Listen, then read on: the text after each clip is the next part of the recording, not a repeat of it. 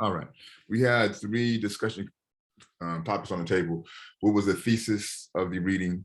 How does Williams produce the thesis? And what would you argue is the greatest contributing factor to the destruction of Black civilization? Who would like to share?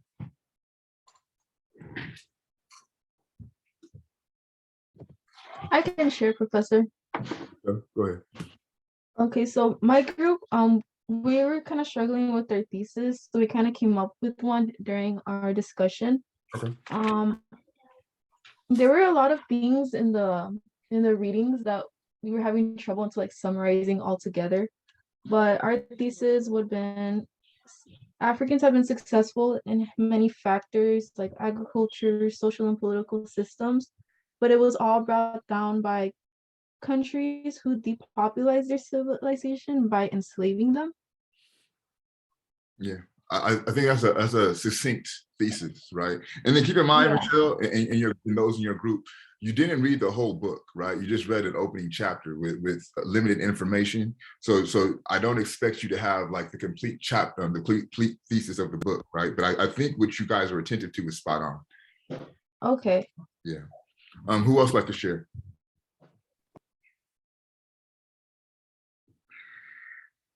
I could call upon people at random, or you guys could just speak up. It's up to y'all.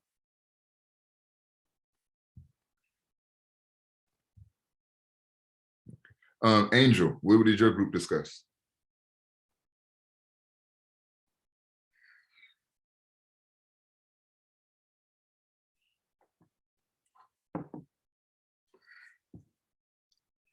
Angel, we're waiting on you. Hey, Professor, my bad. I'm handling something really quick. Can I? Yeah, circle back when you can. Yeah, I'll get either put it in the chat or circle back when you can. Leslie, is it Rayado? Could you, what did your group discuss? Yeah, Rayado.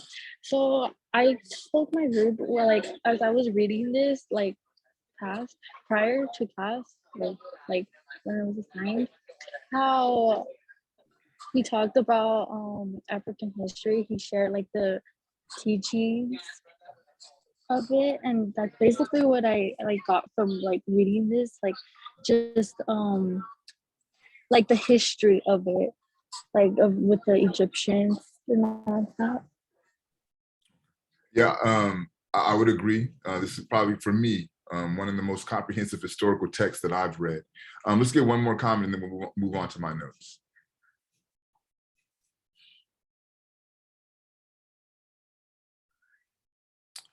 Raphael, what did you think about the reading? Or what did you guys discuss in your breakout rooms?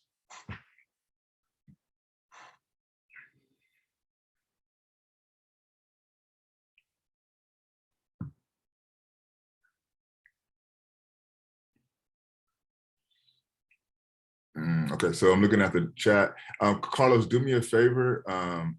Put what you put to me directly in the chat for everyone, please. Okay. It's okay that you don't have to say anything, but I'm just saying put it what you're writing in the chat so that way everyone can see it. But what Carlos put, right? It says Africa was a peaceful place, and many people took advantage of that. And I think that's I would agree with that as well.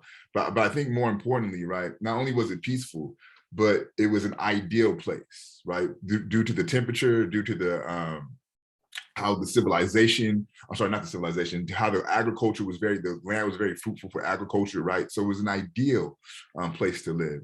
He says also in their group, they spoke about how their civilization was conquered by others. Yeah, and I think that's pretty implicit in the name, right?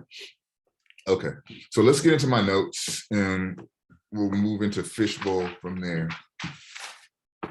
Okay, so the book that you read the introduction chapter from is titled The Destruction of Black Civilization, The Great Issues of the Race, from 4500 BC to 2000 AD.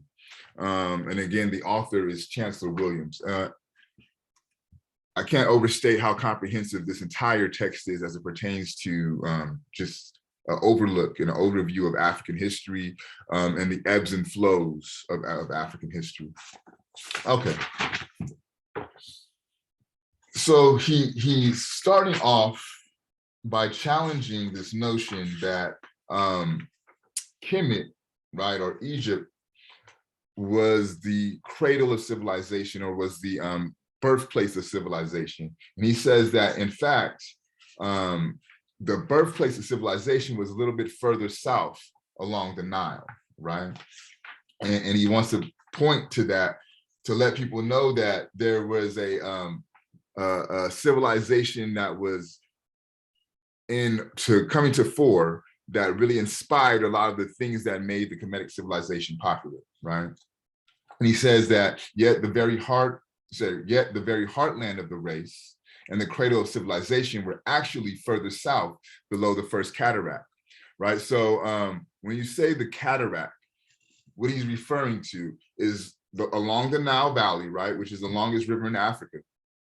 There's like little partitions, if you will, that are made by boulders, right? So these boulders come together and they form, if you will, a bridge that allow you to walk across the boulders to cross the Nile, right? So he's saying that first cataract is where these ancient civilizations that inspired the Kemetic civilizations came from.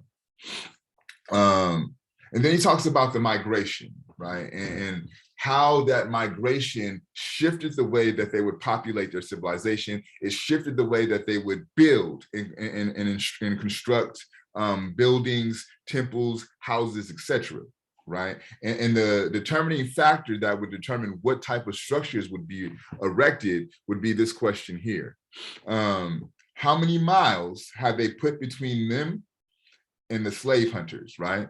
So if you're reading closely, you know that as he's writing, the time that he's writing about, right, African people are under an onslaught of enslavement, but not European enslavement that we're all more familiar with, right? Not that transatlantic enslavement process that we're more familiar with, but the enslavement that was going on and was being conducted by the Arabs, and that was taking people out of the east coast of Africa, right? So as these communities were fleeing the enslavement process, how they would determine what type of buildings they would erect would determine how much distance they placed between themselves and those who were trying to enslave them, right?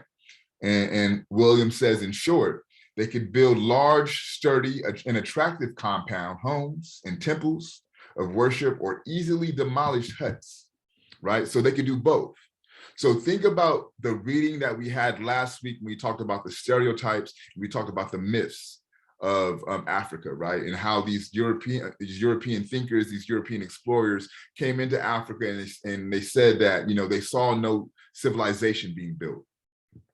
Well, Chancellor Williams gives us the answer to that question right there, right? Because yeah, they could have built temples, they could have built these big, large infrastructures, but that does not make sense to go through the work of doing all that building if you know you have to get up and go very quickly, right? So it would make more sense to build a little hut that you could take down very easily, pack up and be on your way, right? So it was a very practical rationale as to why this notion of uncivilized or not building the way that Europeans sought to be appropriate was into play, right? They needed to be able to be mobile at a drop of a hat.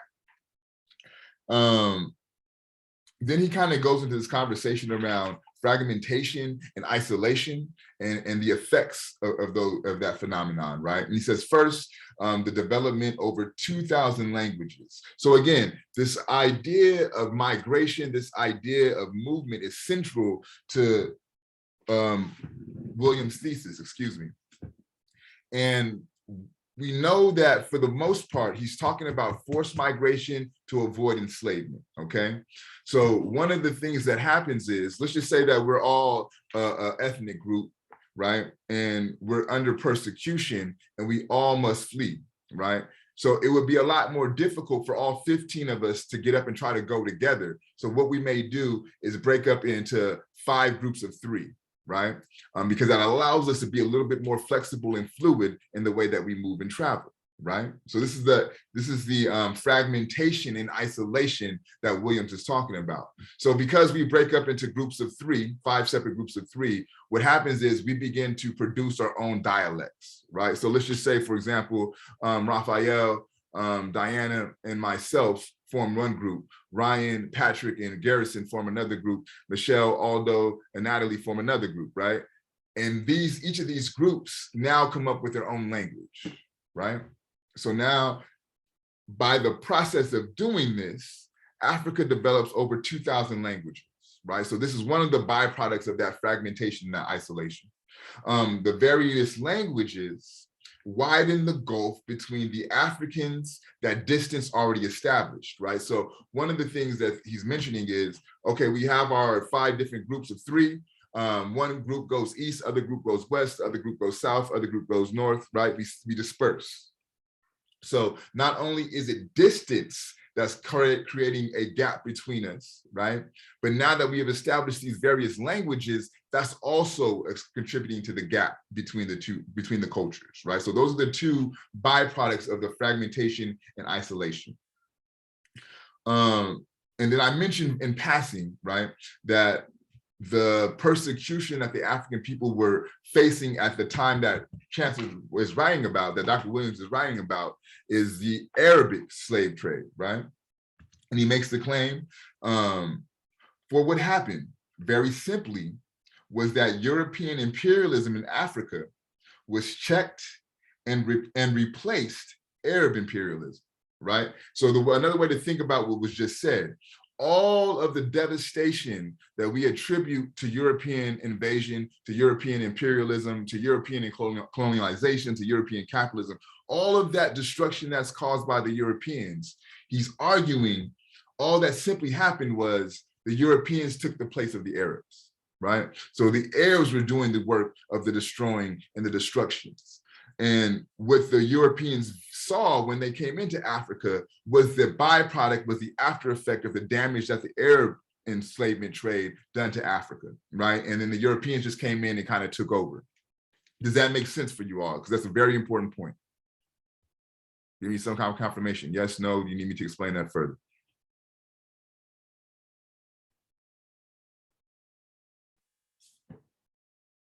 Do you understand that point? Yes, thank you, Leslie. Okay, another thing that contributed to the destruction of the Kemetic civilization, right? He says Kemetic was,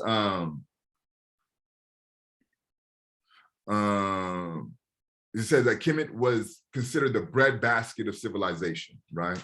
And the reason that they call it a breadbasket is because, again, the soil being so rich that the vegetation was bountiful, right? And because of this, people are coming and traveling to Kemet to take advantage of this richness, right?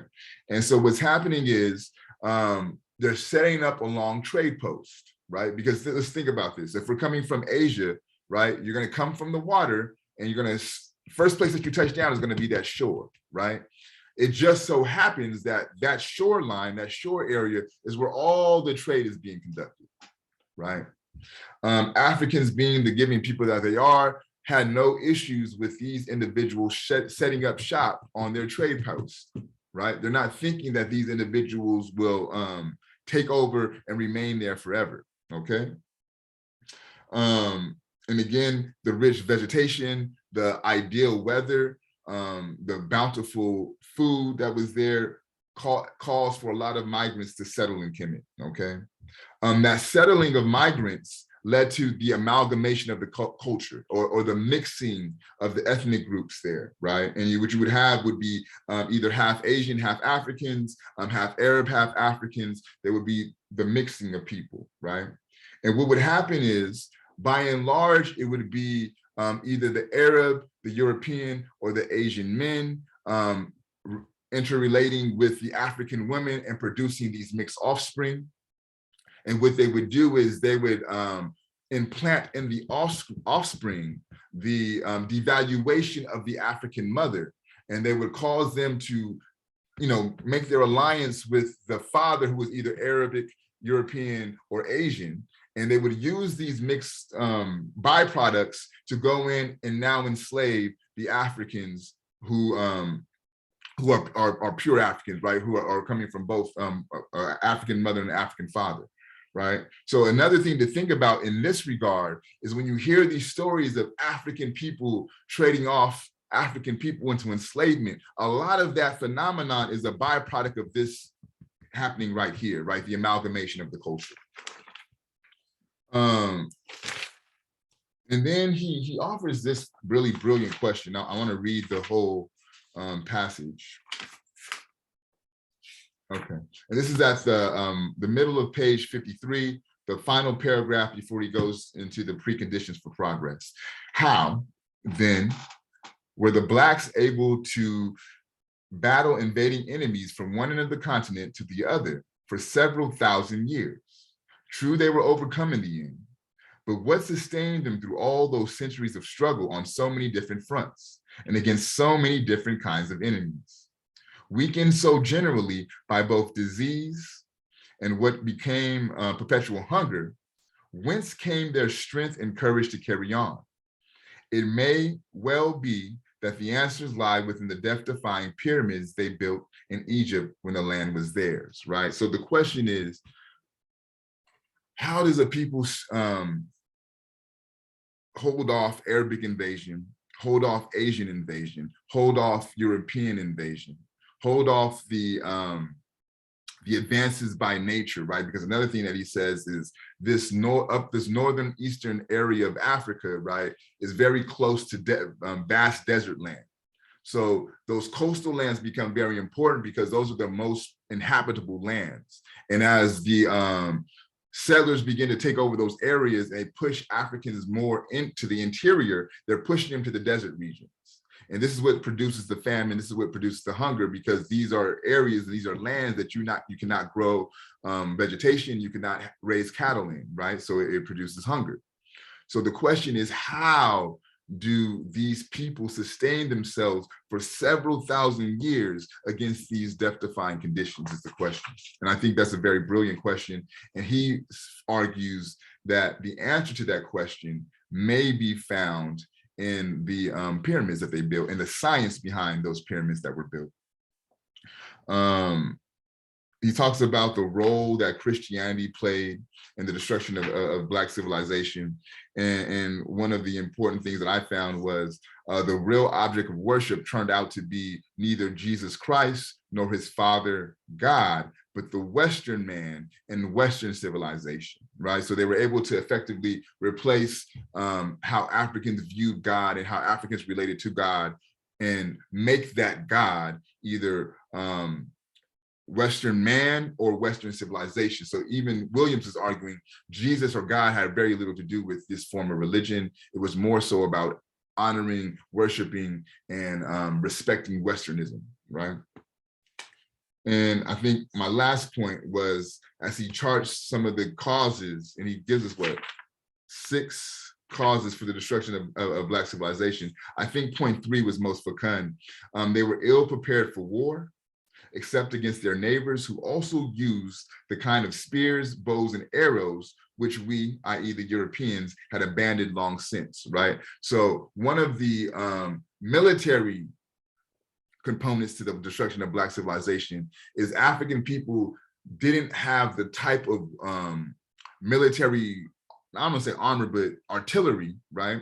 The weaponry to stand off cannons, guns, and things of that nature. They were more so battling with spears, swords, and bows and arrows, right? And their neighbors were battling with spears, swords, and bow and arrows. So this is one of the contributing factors. The artillery wasn't even, right? And this is what caused to the destruction of Black civilization.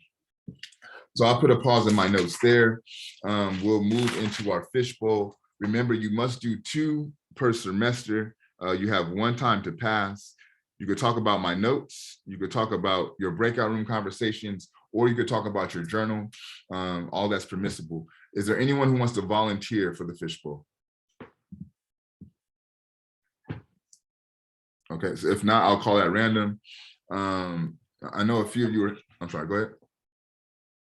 Are you gonna say something, Michelle? I can volunteer today. Okay, thank you. So we'll have Michelle and Diana. Can we get one more?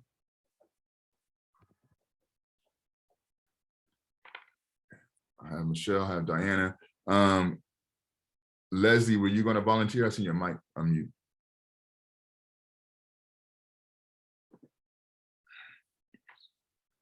Okay, so I'll call that random. Let me know if you're prepared. Remember, you do have that 1 time to pass. Ryan, are you prepared to fishbowl today? Yes, sir. Okay, cool. So we'll go with Ryan, Michelle, and Diana. Whoever wants to start it off, it's on you.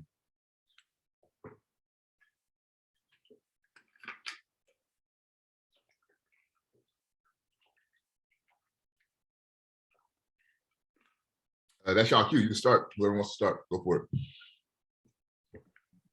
Start it off. So my take, I just had like a very interesting, like something that caught my attention was how Christianity came into Africa, but the worship wasn't exactly being done towards Christ or the God that like the Europeans believed in. Instead, it was being done towards the white man, and they were like taking over and forcing the religion on them. But instead of forcing the actual teachings and practices of Christianity, they were just forcing them to believe their ideas and the ways that like they behave and stuff. It wasn't actually towards Christ, which I found really interesting, because when people say, oh, they're forcing a religion onto you, it's usually like based on the religion, but in this case, it was towards the white man. A really good call out, Diana. Thank you. Who's next? Yeah, I agree with that. In the text, it talks about how like the real object of worship was not God, but like the white man. And I think they did that not for the purpose of them to convert into Christianity, but for them to be stripped away of like where they came from, their own roots. And besides that, I think besides their heritage being stripped away, I feel like their psychological identity it talked about as well. It talked about how they were stripped away from their names and how their names had so much meaning behind them. Like they got like the regular like Johnson, William. Like they were not the same, like they were not the same people they were before. Like they were converted into like they were molded into this new image, like for the sake of Western civilization. And yeah, I think that's my take on and adding on to what Diana said. Yeah, very good call out, Michelle. I have some commentary, but I'm gonna save it till after Ryan speaks. Okay, so my thesis for this text is like the author talks about the negative effects of Africans getting their land taken, and it shows like a powerful overview of like what has happened ever since. And like prior to the invasion, like they had their own, like they spoke the same language, you know, operated in a diplomatic organization.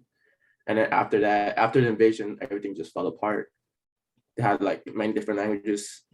And yeah, and then let's see. Sorry, I'm reading my notes right now. And then I see talk about how military were one of their downfalls, but I also think the author also talked about the autonomy and the natural tendencies were also part of the reason that caused the downfall of, you know, the destruction of Black civilization. Yeah. Okay. Can I add on?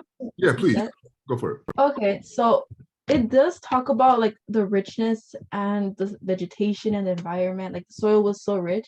I just wanted to comment on how, like, believe it or not, like that was really new to me, because from what I learned in school, I would always see books like, oh yes, Africa is so barren, so much desert. And it's like they never told us, okay, like the reason why this is like that is because we literally took them from where they're supposed to be. And like the depopulation is obviously like, if there's no one there, who's gonna cultivate the land, who is gonna like build everything and everything like that. And also one more thing I wanted to point out was another example, I guess, were like the pyramids of Egypt. And people talk about like, I think that's the only thing that I would see, like the pyramids are so great, how were they built, how were they, and like that's the only thing that I would see that was built by them. But I didn't even know they were built by them until like I started taking Pan-African studies classes. Like the movies and shows that I watched, they were all Caucasian man and like this fancy getup, and I'm like, wow, like these men built that. And it's like, oh no, the Africans did, and like they will never tell you that they built that, and it's just like they're just keeping that away from us. And yeah. If you could kind of, you want to say something, Ryan? Go ahead.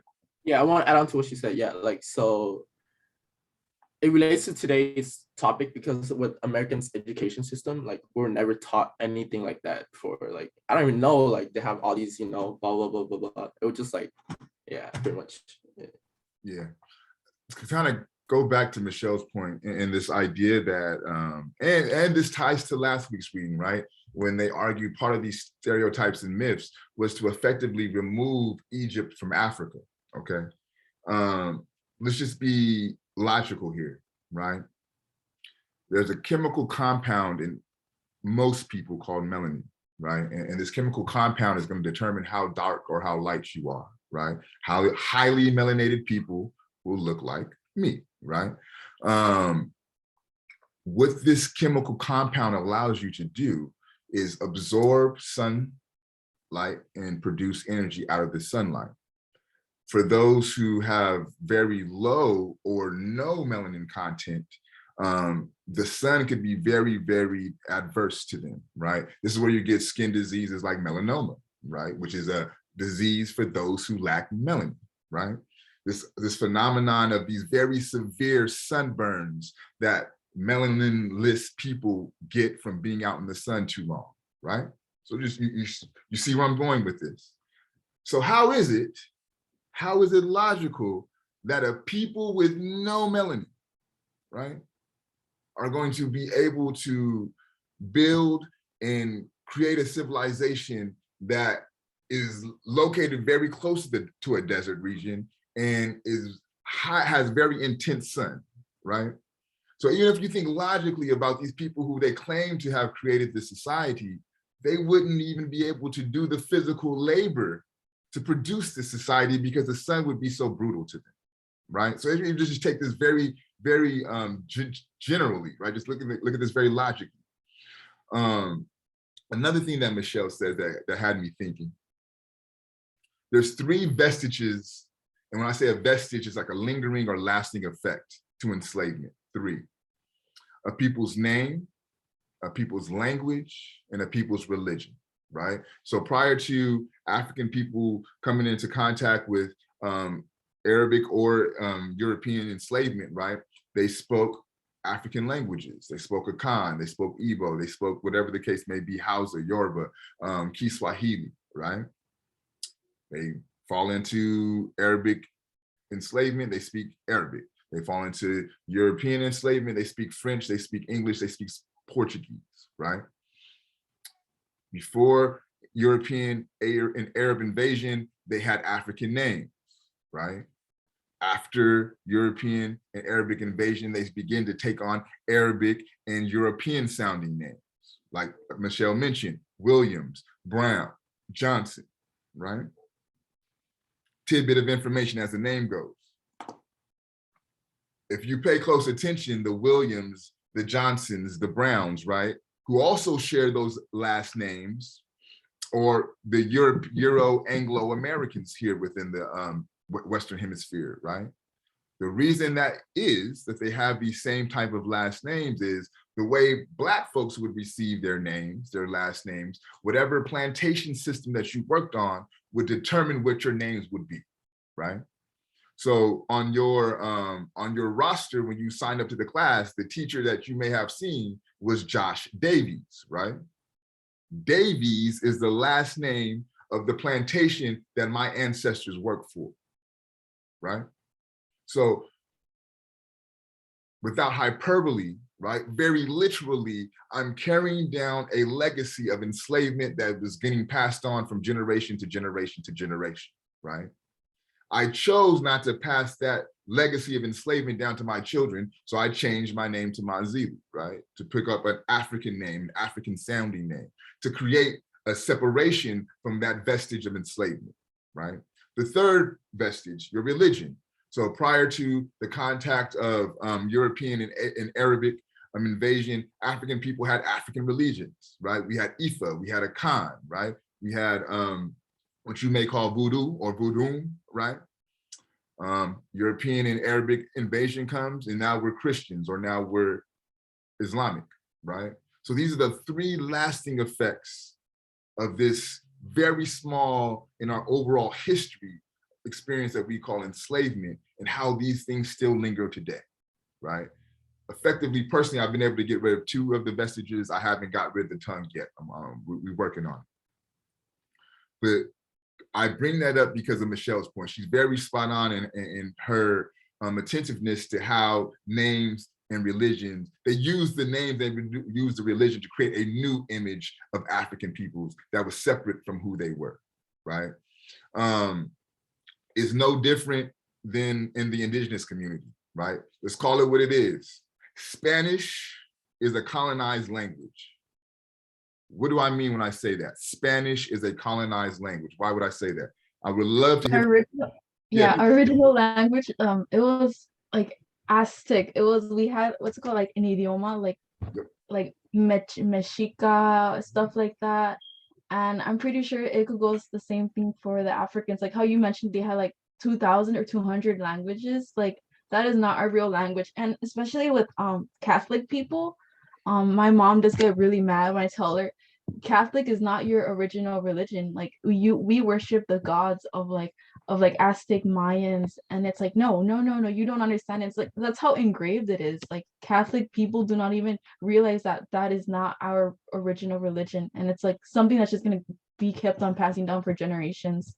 It doesn't have to, Michelle, right? Because my parents, right, they're very, very Christian, and oftentimes the way I talk about spirituality, it trips them out. It scares them. They don't want anything to do with it. But my children have a different relationship with spirituality, right? So you could be the one to kind of change that course. You don't have to pass that down from generation to generation. But to bring this to a larger perspective, right? For those who grew up in California, I would argue probably 4th or 5th grade, you did the mission project, correct? Does anybody remember doing your mission project? Yeah. Okay. So quite literally, right? The equivalent of that project for African people would be to build a plantation and then go and visit that plantation, right? Because what the Catholic Church was for y'all indigenous people, the plantation was for African people. And if you really want to research indigenous history, read how you were treated. And I say you on purpose, right? Because this is your ancestry, this is your lineage, this is your heritage. It's nothing to be ashamed of, because really the inhumanity is not the victims, it's the victimizer, right? But if you research how brutal these missionary schools were, right? If you came with an indigenous haircut, they're fucking you up. You speak your indigenous language, they're fucking you up. And don't even think about praying to your indigenous God, they may kill you, right? So the persecution that was placed on the indigenous community is really no different than what's gone on in the African community. Even this idea of being Hispanic, think about what that means. His Spain, right? So you're just initiating through how you verbalize yourself, your oppression. Why do you think that even in the indigenous community, you don't want to talk about the dark abuela? It's the same byproduct of the system that caused African people to lose their name, their language, and their religion, affecting how you think about color, how you think about beauty, how you think about your God, how you think about your language. It's no different. I'm curious to hear other thoughts on the reading or what we're just talking about now. We'll open it up to a broader conversation.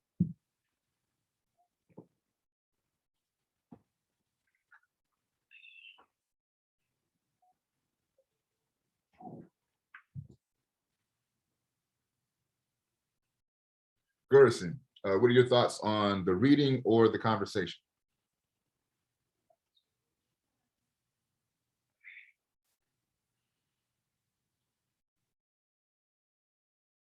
Gerson Morales, waiting on you.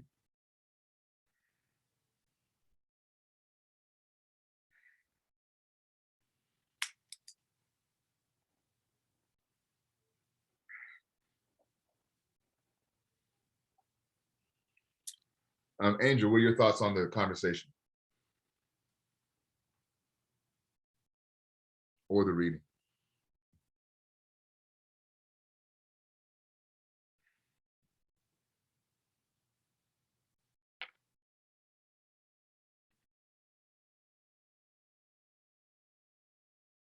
Angel, we're waiting on you.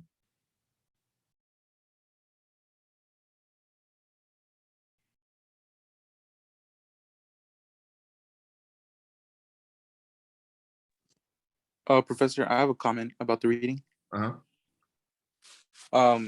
I was just gonna say it frustrates me when other countries come to other civilizations and sort of start treating them as inferior by changing their ways. Like, for example, the Spanish, came over here to change the Aztecs' ways, and kind of in history books it says that the Spanish kind of influenced them, enlightened them, but in reality that's not really true. I personally feel the Aztecs were doing just fine. The only reason the Spanish came here was for their riches, and it's not really to better them, it's to better the Spanish people. So yeah, it frustrates me how history books always show how these countries like the United States or the Spanish helped other countries, when in reality it wasn't really like that. It was more for selfish reasons, to either for slaves, or for I'm sorry to enslave people, or to just their precious metals and all that. Yeah, absolutely, Aldo. And I think too, what I don't want to gloss over what you said, and I think it's important, is your frustration, right? Because oftentimes, one, that speaks to your humanity, right? Because that's a very human emotion, this frustration, this anger. But for some reason, people of culture don't have the ability to express that human emotion of frustration. So, when you read these things and you come across these things, it's okay to be frustrated. It's okay to be angered, right? Don't quickly dismiss that emotion, because that's part of your humanity. And part of them attempting to devalue your humanity is getting you to do away with very human emotions, right? I'm just reading the what Raphael put in the chat. One thing I'll say though, in regards to Raphael's claim, I don't believe that they couldn't do anything about it, right? Because I don't believe that they would. If you think about the question he poses to the end, how does a people sustain themselves for this long? You wouldn't be able to do that without fighting back. And as the book goes on, and as you get deeper into the chapters of the book, he talks about a lot of these battles that would go on for thousands of years, and how some of these capitals would be taken over, and then the African people would get them back, right? So this is definitely, this process of destruction was very contested, and it didn't happen without fight, and it didn't happen without many, many, many victories on the African side, right? And there were several lives lost on both ends, even with us having inferior weaponry, right? And I think that if you read deeper into the book, you get a greater sense of that. Yeah, they don't talk about that in the book yet, in the overview that you get. But one thing I want to have a brief conversation with again is this concept of how, because as scholars, I really want you to be able to understand that. And I'll make it quick.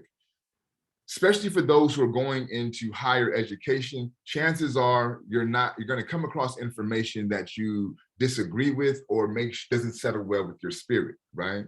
And what you may fall victim to is throwing out the baby with the bathwater, right? Because you don't disagree with what's being said, but be attentive or pay attention to how they're saying what's being said, right? So if you pay attention to this reading, one of the methods that Williams uses is topography, right? He has a very comprehensive conversation about the land, right? The cataracts, the Nile, the desert regions, right? How they're being able to be to produce vegetation in certain parts of the areas of Kemet, right? For me as a reader, him laying out his supreme knowledge of the topography of Northern Africa shows to me that he's done his research, right? So it leads me to believe a lot of his claims, because I know that he's very detailed about this topography. So this leads me to believe that he's done great research and all the other things that he's talking about, right? So that's a part of his method, right? his methodological approach is to give you very detailed understandings of the land that he's investigating, to almost so detailed where you could kind of feel like you're there, or you could see the things that he's describing, right? So that's a method. So what I want you all to do as you continue to read these books and these texts, yes, be attentive to what's being said, right? Yes, we're going to talk about how Biggie talks about the 10 crack. Yes, we know that Biggie is talking about the 10 crack commandments, right?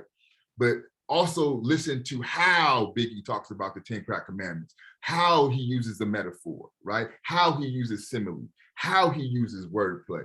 And I want you to be able to do this as readers as well.